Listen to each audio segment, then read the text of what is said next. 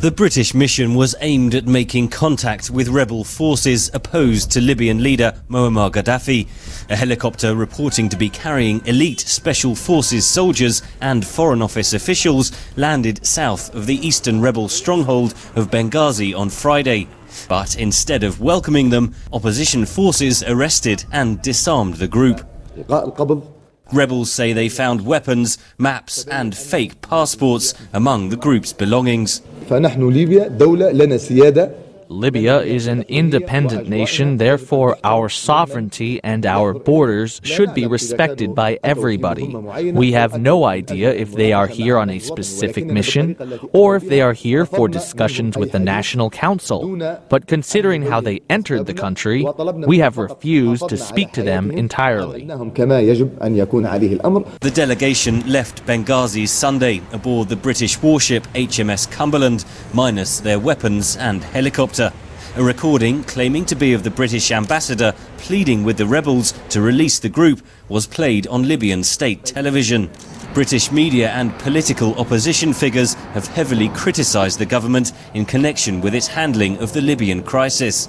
On Monday, British Foreign Secretary William Hague admitted he approved the mission. Last week I authorised the dispatch of a small British diplomatic team to eastern Libya in uncertain circumstances which we judge required their protection, to build on these initial contacts and to assess the scope for closer diplomatic dialogue. I pay tribute to that team. They were withdrawn yesterday after a serious misunderstanding about their role, leading to their temporary detention. Rebel forces have questioned why the British mission was so secretive and why it did not just use the Benghazi port or airport. Middle East analyst Barak of the Royal United Services Institute says the confusion about the mission was inevitable. There was no other alternatives. The problem that exists is that the Gaddafi regime is in charge of the communications and still has that in their power. For this reason, rebels haven't been able to coalesce their efforts between West and East, and it's creating a fog of war.